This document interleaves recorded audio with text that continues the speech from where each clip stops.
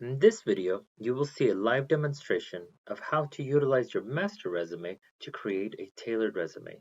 This skill will save you significant time and effort on your journey to landing your next internship or job. Let's start with a sample resume. One of the best ways to stand out in a job or internship application process is to submit a resume that is hand-tailored to a unique job or internship that you want. Am I telling you that you will have to create 20 or more tailored resumes depending on how many jobs or internships you apply for? The answer is yes. But there is a shortcut. Start with building an awesome master resume. Right now, we are looking at a sample master resume.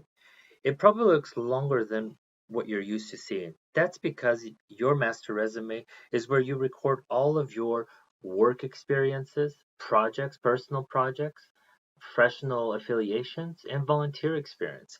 It is also where you add your growing list of skills and certificates and awards, honors, and scholarships. There are three don'ts that you must remember on your master resume. First one is don't apply. Never submit your master resume for a job or internship. It is overwhelming and doesn't convey that you are uniquely fit for the job or company you're applying for. Number two, don't leave incomplete. All your experiences must be labeled and unpacked completely as you want the employers to see them. Not being thorough will not get you an interview, and that won't save you any time in the long run. Number three, don't forget to review. Your future tailored resumes are always drawn from your master resume, so have your master resume reviewed by a career advisor at your school. They will offer fresh and objective advice on formatting, grammar, and action contextual language. Now that you know what a master resume looks like, let's spend some time learning how to create a tailored resume. I will introduce you to a three-step process on how to do this. The first step will copy and paste relevant content from your master resume to your tailored resume. Second step, we will add accomplishments, qualifications, and skills to further tailor your tailored resume. And your final step would be to polish your tailored resume. Let's begin by looking at a new sheet of paper.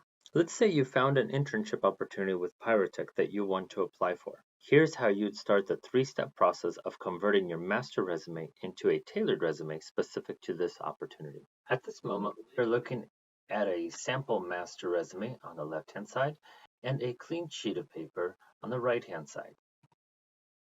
Our first step would be to copy and paste relevant content over to the tailored resume.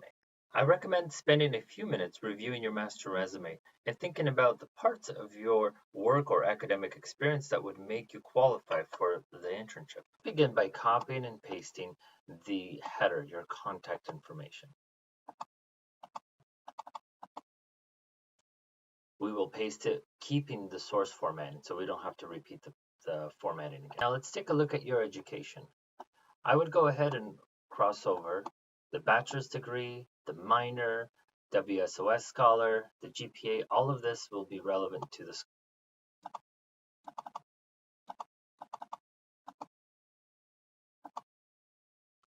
Okay, give it some space here. All right, I choose to ignore the AA transfer degree and the high school diploma. Let's jump down here to the relevant experience. You have the engineering intern. I believe all of that is relevant, and I'll go ahead and grab hold of the main academic project that the scholar has.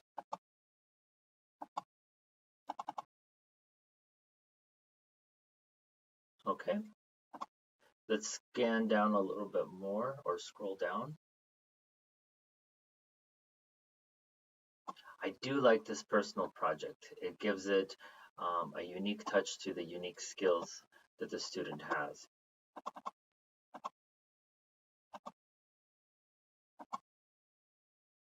All right, let's keep scrolling down to see what else is relevant. Now the internship looks for a lot of professional business core skills, professionalism, and things of that nature. And I feel like the math tutor experience at the math department is a really good one that conveys those particular soft skills. So we're going to include those as well. Pyrotech also showed some interest in infinitely recyclable is a keyword I remember. I think this volunteer experience with cleaning the city, the first bullet point, is valuable to express those values as well. So we're going to copy this over. Having scholarships experience demonstrates your leadership and time management skills. Plus, Washington employers are interested in hiring opportunity scholars. So let's definitely copy down the scholarship that you have with WSOS here. Okay. Paste. And I'll go ahead and exclude one of these points at the moment. I don't think it's relevant yet. This brings us to the second step, and that is adding accomplishments, qualifications, and the skills section to tailor the Taylor resume even more. Let us focus on the newly created tailored resume. Typically, a resume for an internship application should be no more than one full page. Later on in your career, you may have enough relevant experience to warrant a second page. In this step, you will have the whole page to amplify your message that you are ideal for the opportunity. We recommend adding one or combination of the categories to the top of your resume, starting with accomplishments or qualifications or skills. To increase the zoom in a little bit.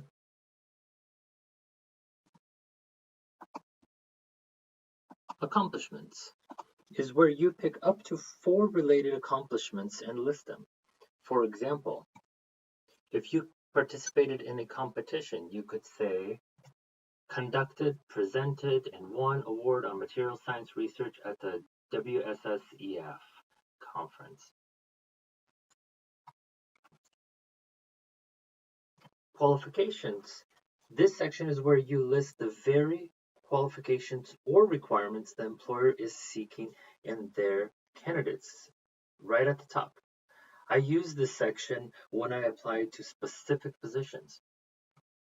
For example, if the opportunity states that you need 1 year or more of engineering experience, you can say that you have 2 years of combined research experience via internships and projects.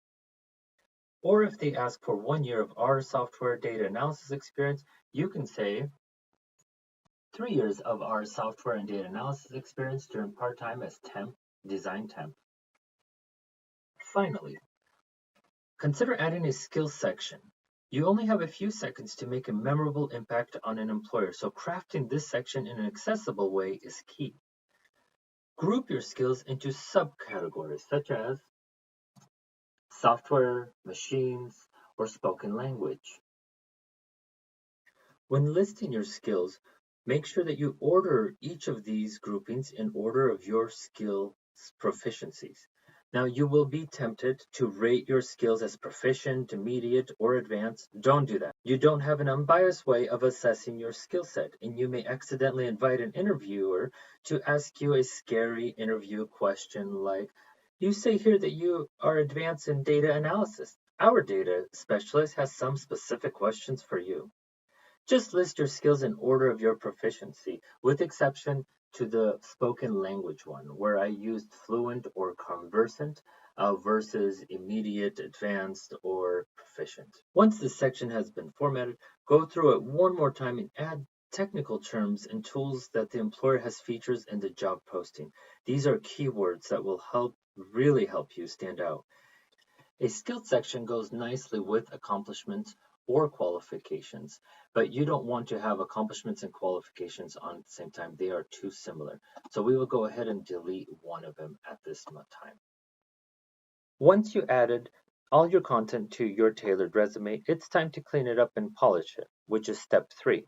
So let's begin. You want to make sure that your fonts and font sizes and spacings are consistent throughout. So you can see here our skills section is too large of a font, so we would drop it down. All of our body fonts are at 11, so we want to make sure that our body fonts everywhere else are at 11. Scroll down, see projects. Extra bullet points need to be removed. Extra spacing needs to be removed. So another thing you might notice is, hey, we are still on the second page. One of the things that I recommend doing is reducing your margins. So go to Layout, go to Margins, and click the narrow one. That's perfectly normal to do.